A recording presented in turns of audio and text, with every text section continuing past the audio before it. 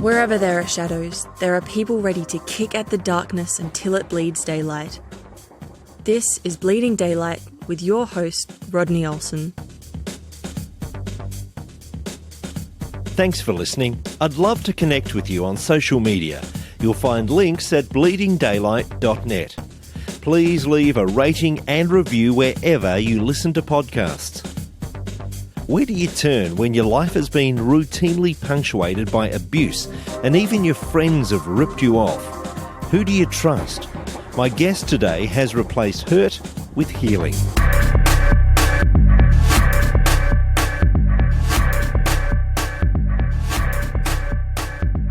Right from an early age, Staci Diffendaffer had experienced a tremendous amount of pain and trauma.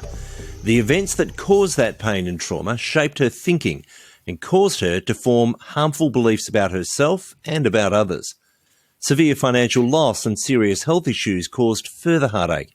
Her book, Unconditioned Love, Healing Hearts and Minds in a Time of Conflict and Division, tells the story of her trauma and her healing. I'm so pleased that she's my guest today. Staci, welcome to Bleeding Daylight. Thank you so much, Rodney. I'm so happy to be here. I know that one of the traumas that you experienced was when you were only 16, and I know we'll touch on that, but before we go there, tell me what life was like before that for you. How were your earlier years growing up? Well, I did have some adversity before then as well. There were times when I was pretty happy. I was kind of a tough girl, is how I would explain it. I grew up in a very small town and I had a lot of freedom to play and build, and I rode horses, I rode motorcycles when I was 5, just pretty adventurous from an early age. I did also experience some adversity even younger than 16. I had some sexual abuse before then as well with different people. So it sounds like it was a very tough time when you're trying to enjoy life, and it sounds like you did some wonderful things with horse riding and motorbike riding and all those things, but there was also this trauma going on. Did other people know about this, or was this, as is so often the case, something that was hidden from most people? Right, it was hidden. These things happened from other children and even adults, and I was raised to be tough, to just kind of brush yourself off and move forward. So I was under the impression that when I was hurt, it was best to just not really examine that, but to just move forward. So I didn't tell people about a lot of the hurts that I experienced. I just really buried them and tried to forget about them. And I did mention that at the age of 16, something horrible happened. Can you tell us as much as you're comfortable about telling about that time? Yeah, absolutely. I was on a date with a man. He was in college. I think he was probably 22 years old. I really, at that age, preferred to date older men. I was on a date with him. I really liked him. I knew him from work. He told me that he needed to pick something up from his dorm. So I went with him. I really didn't think much about it. In that dorm room, he raped me. I was numb at the time it was happening and just a little bit in shock. And when I left alone, and I drove home to my parents' house, and I just kind of thought, wow, that was it. This was supposed to be a big deal in my life, and it was taken away from me. I didn't have control over it. And I allowed myself to feel that on the way home, and I cried. And then when I got home, I decided that that would be the last time I would really think about it in that way. It was over and done with, and that was that. Moving on. We hear often from survivors of sexual assault that there's a tendency to blame themselves, even though it's never their fault. Was that something that you dealt with, or did you just manage at that moment to start shutting it down and pushing it away? A little bit of both. I tried to believe that it really wasn't a big deal. In fact, part of me told myself that it was something that not necessarily that I wanted. I knew I didn't want it, but it was just, it's really hard to explain. I kind of just told myself it was just a part of a date almost, but there was shame that I believed that what happened was my fault. I really think that there is a sort of grooming, I would say, that our culture does. We tend to tell women, especially, that if something happens to them, that there are a lot of different reasons that they allowed it to happen, that it was their fault. I believe that women really do carry that. And I did. I believed that if I hadn't have trusted him, if I hadn't have gone into his dorm room, then it wouldn't have happened. So it's my fault, rather than, placing the blame on him and his actions. I really did take that on myself, and I didn't realize how harmful that was at the time. Do you think that many men understand that constant vigilance that most women have to be on to be on the lookout for things happening around about them, and for the kind of sexism that is displayed, for the entitlement that a lot of men tend to display? Yeah, I don't think that men fully grasp what's happening. I definitely don't think they realize that women are taught to take the blame and the fault when they're attacked. I think that once women finally get to the point where they realize that it's either that, be a victim, or it's have the mindset that men can't be trusted, and then they switch over. I don't think that men realize that when women switch over to I can't trust men, that is a result of being hurt and not feeling like we really have another choice because of the dynamic that's set up. So it's harmful for all of us.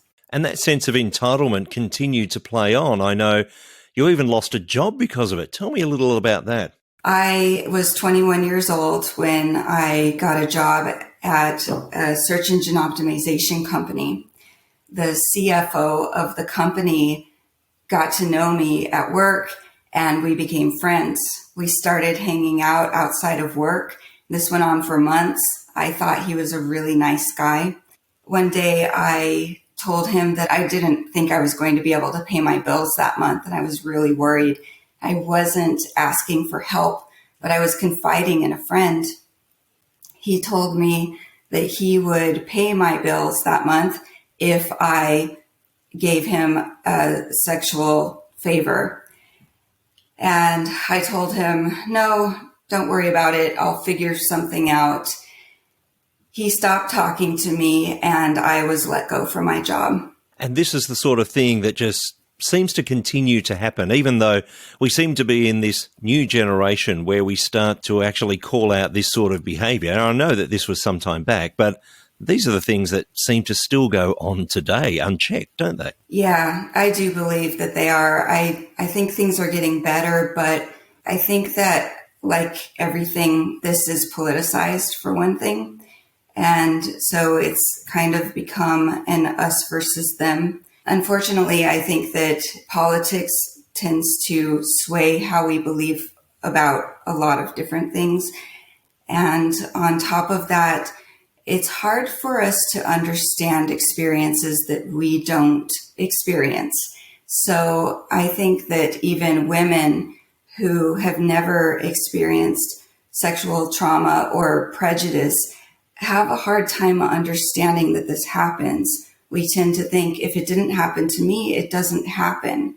So even women have a hard time believing that this happens so often. Is that hard to take when that sort of narrative comes from women, when it's actually been proven that the vast majority of women who make claims of assault are actually telling the truth.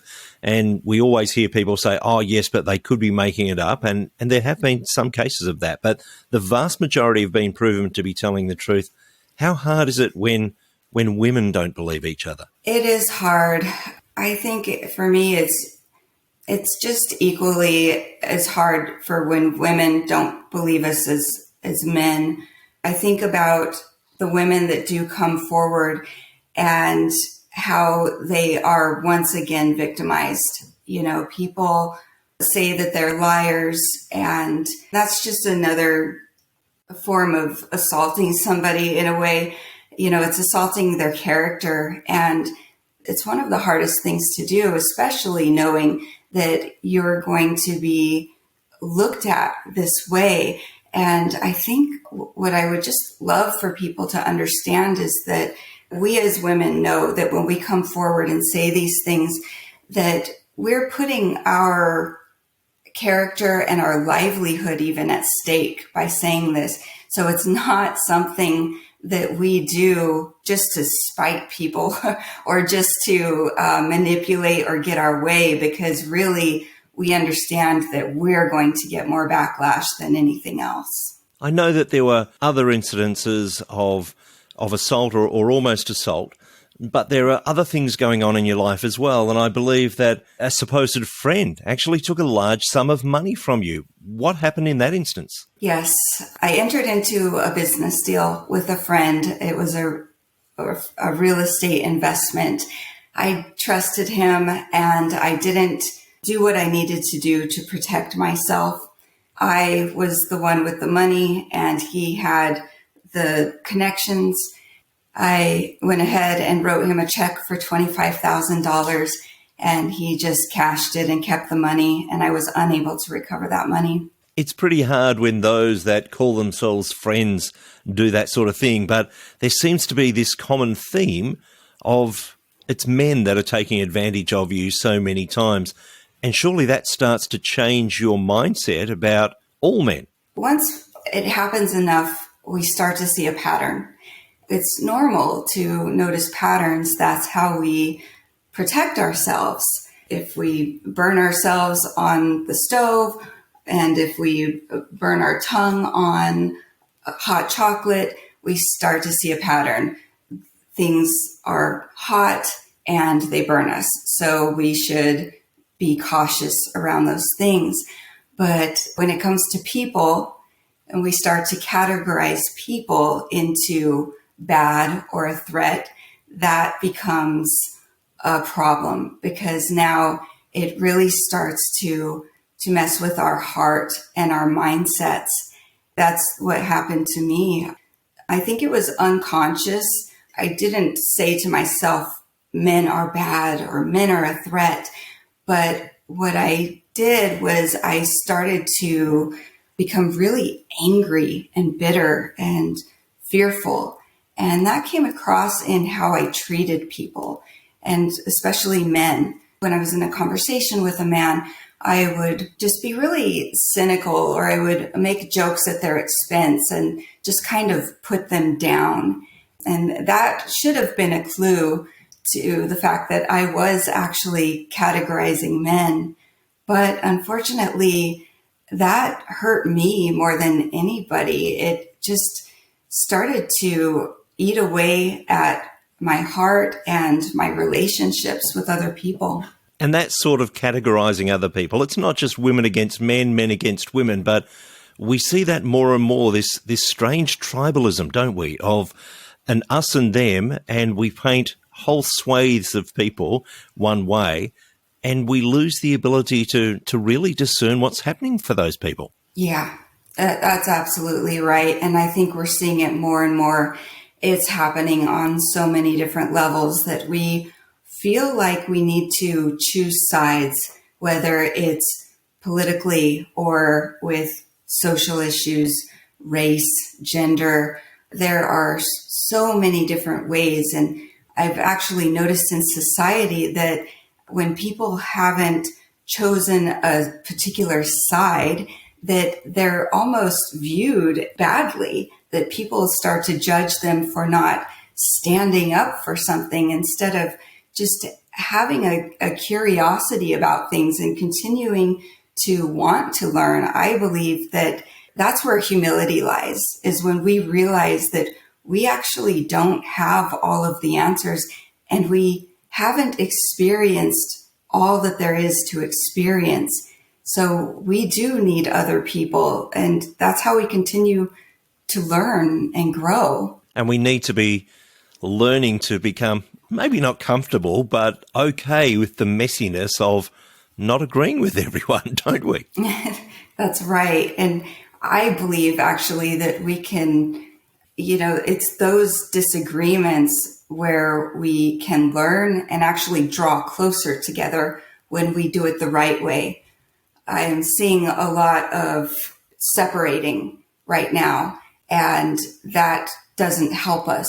But when we come together and we have disagreements with respect and love, when we care about people more than we care about changing them, then that's where we can have these discussions where we do disagree.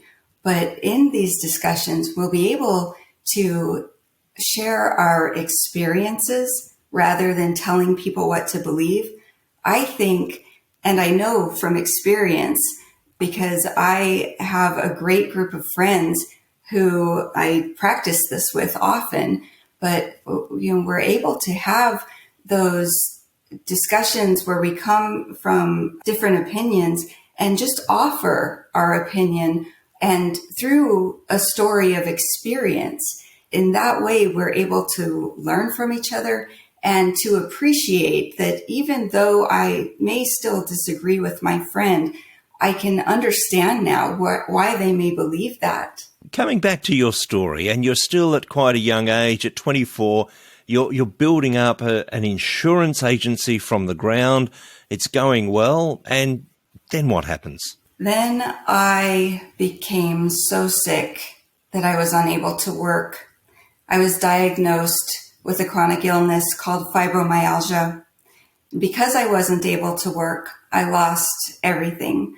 I lost my home, my business, my car, absolutely everything. And it was really hard and really scary. There were days when I wasn't eating. I didn't have enough to eat. And I was absolutely positive that I would become homeless. And what's going on as far as relationships are concerned in your life at this stage? Thankfully, before I actually lost my house, it had been in foreclosure for months, I met the man who would become my husband.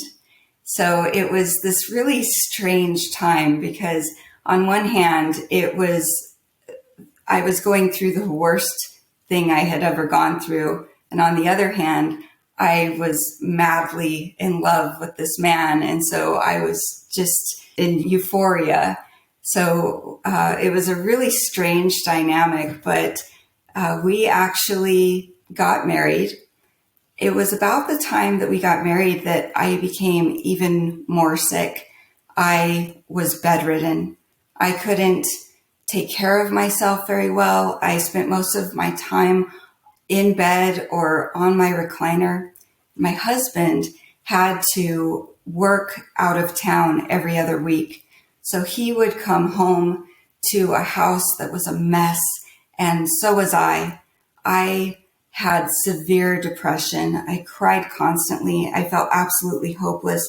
And I really wanted God to just end my life. That was my prayer every day. Just, God, heal me miraculously or take my life. And I had severe anxiety. I had panic attacks constantly, and I was just miserable. It was, every day was absolute torture. My poor husband didn't know what to do. He was miserable and he felt helpless, but he was also becoming very angry because he didn't want to be in the situation. And he didn't understand that, I looked fine. So why was it that I couldn't do anything with my life? He wondered if I was just lazy, but he didn't understand it and he resented me for it. So he made that very clear to me. He would tell me, I didn't sign up for this. I don't want this life. And I was terrified that he would leave me at any minute. You mentioned that you had this ongoing prayer of God, either take my life or give me miraculous healing. Where did God figure in your life at this stage? I had always been a Christian. I was raised a Christian. I talked to God a lot. A lot of it was when I needed help, but I actually talked to God quite a bit. But I still had these mindsets that were really so far from God's truth for me. I think that it's really common to believe that when we're saved, that we are also transformed. And for me, that was not the case at all. In fact, I was going in the opposite direction, down the wrong road. But it was during that time that I decided to read my Bible from the very beginning, just kind of, Genesis onward. And I came to the point where I read about how Moses had asked God to reveal himself to him, to, reveal his glory to him. And he did.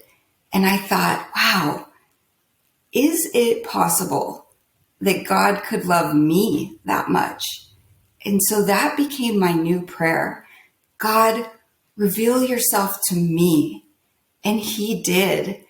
It was amazing. All of a sudden, I kind of was just guided into watching these documentaries about diet and health. And I started to change my diet and eat better. And then I realized this is working. And so I studied natural medicine and I stopped taking the 13 medications that I was on and instead started taking some supplements.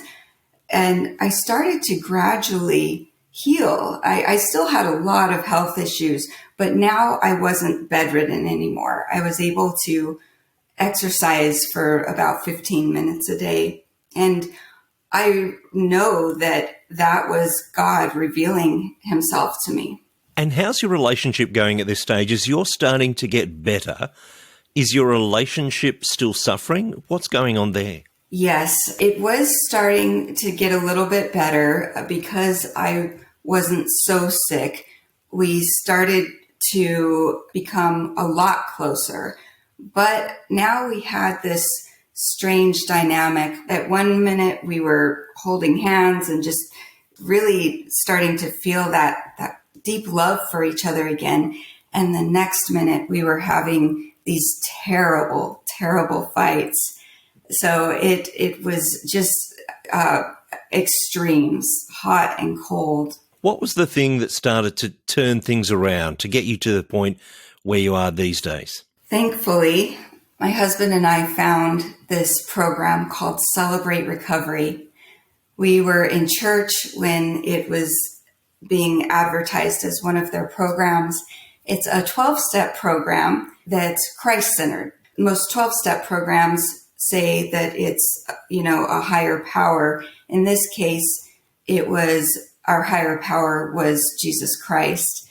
So we went through this 1-year intensive program where we met twice a week. We each had a sponsor. Through this program, we were able, I'll speak for myself, I was able to forgive all of the people who hurt me and release that chronic fear and anger and the need to try to control people and situations. And I was able to stop running from the pain. Most of us end up in these programs or need to be in these programs because we're trying to either numb pain or run from it instead of facing it, which is really scary thing to do. But because I was able to face it and take it to God, he healed me through it. And I'm just so grateful. It's been absolutely life-changing for me. We know that forgiveness isn't the same as just pretending that something hasn't happened. There's actually a transaction that goes on in forgiving someone. Was there ever an opportunity to go back to some of those people who had perhaps assaulted you or ripped you off in the past to talk to them and to offer them that forgiveness? No, there wasn't. But what I did was write them a letter, a letter that I would never send. Through writing that letter, that was really just helpful. It helped me to feel as though I was talking to them and offering that forgiveness. And that obviously would help you change your mindset towards those people who had hurt you so deeply. Yeah, I started to realize that although what they did was still very wrong, I understood that they too developed harmful mindsets because of the pain they experienced or the culture that brought them up. There was a reason that they did what they did. In a way, there's an innocence there, not an innocence in what they did, but an innocence in the fact that they were at one point that young child who had something happen to them, and that set them on a course of having false mindsets about themselves, about God, and about other people. There's certainly a great narrative throughout Scripture where several times, and some would say it's a distilling of the Ten Commandments, where we're told to throw everything that we have at loving God, through our mind, soul, body, whatever we have, we throw that at loving God. Yeah. And then we love our neighbours as we love ourselves. Is this the sort of thing that has helped you to come to that point, to actually see those people as your neighbours rather than the other? Yes, definitely. In fact, everything I've gone through has helped me to have a compassion for not only the people who have been victimized, but also for the people who have caused the harm, because I have caused harm because I was hurt, and now I understand why. So I'm able to see everybody really as myself. I've experienced a lot, and so now I can look at other people and think, yeah, I've been there. I know what's going on, and it is hard. It's really, really hard. But one thing that God showed me is that if all I can see is sin and fault in other people, I'm not going to be able to see Him, to see the solution. And if all I'm doing is pointing at what's wrong in people, I'm not going to be able to point them to the solution, which is Jesus. And that is where we have freedom and abundance and healthy mindsets. What does life look like for you now? Now I am actually, I'm an author of a book. I am married to a wonderful man, the same man. In a way, we've both transformed, and our marriage has transformed completely. We are just so happy, and we know how to communicate with each other. That is another thing that program really helped with, is to learn how to truly listen as a way to understand, not wait until a person is finished talking so that we can make our point. So that's helped our marriage tremendously. And I am an advocate, both in my book and my communication, for loving people without conditions. When we're hurt, we start to place qualifications on people and think, I'm only going to truly love you if you agree with my opinions, if you think what I think, if you look the way I do, or if you even buy the way I do. We look for people who are like-minded because they seem safe. But I am advocating for loving everybody without conditions. Jesus asked us to love people the way He loves them, and that is sacrificially. He didn't spend time with people who were getting it right. He spent time with people who were lost and hurting, and he developed connection first through love, and then he pointed them to the right way. So that is my hope for everybody, that we can develop a community of compassion and grace and love and connection. You mentioned your book, and I did mention that in the introduction, that it's called Unconditioned Love, Healing Hearts and Minds in a Time of Conflict and Division.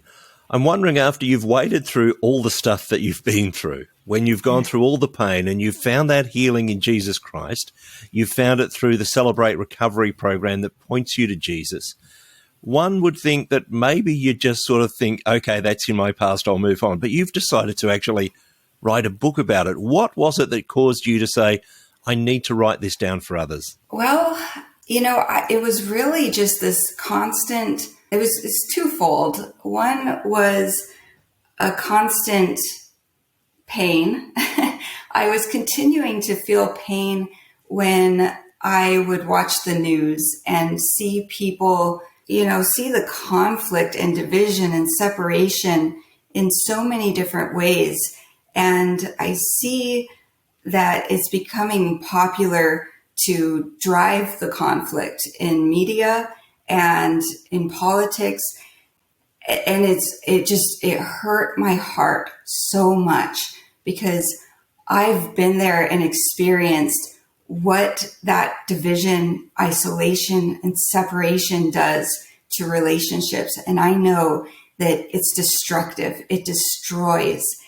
And now I'm seeing it everywhere in our society. And every time I do, my heart is so heavy, because I know that on an individual basis, it is hurting us so much, and it's separating us from God's truths. So there was that. And I just felt this constant nudging from God that, you have been through this. I have allowed you to walk through this so that you can share with others the healing that I have given you and point them in the right direction. That is why I wrote this book. And I can tell you that it has been part of the redemption that God has given me for all I've been through. Seeing people start to have those aha moments of, wow, you're right. I've been withholding love from this particular group. I've been really angry with them and kind of feel like they're my enemy. And, I do feel like I need to take that to God. And when I see that or hear of people healing from their own trauma, that is so redeeming. And God really has redeemed all of the pain that I've been through in so many different ways. And I'm just so grateful for that. It's been a huge blessing for me. What has been some of the feedback that you've received from the book, from those who have had the opportunity to read through it and reflect on their own pains? I have had a lot of people, I had one particular person tell me that he realized that he was really angry with a particular political party, and he is actually a pastor. And so that has been keeping him from, really stepping into the fullness that God has for him. Another person told me that he realized he was actually holding a grudge against a particular profession, people who were in the same profession as him, and that he needed to take that to God and really figure out where that was coming from so that he could just, again, find freedom. These things have a way of controlling us. We think that we're controlling things, but when we have these realizations, we realize that these things have actually controlled us and our perceptions. They've skewed things. And is there a dawning realization for some of these people that this sort of division is actually brought about by an enemy, that we do have a real enemy who is trying to cause division. Yes. Yeah. That's definitely something that I talk about in my book from the very beginning of time with the story of Adam and Eve. When I read that, I see it as he didn't attack us in the way that we kind of think of as being attacked. He worked to divide us from God and from each other. And that's exactly what happened. Adam and Eve had the opportunity to walk in the garden and to tangibly experience God, to talk with him and hear him. And, we still have that opportunity through the Holy Spirit, but it is not the same. There was a division there.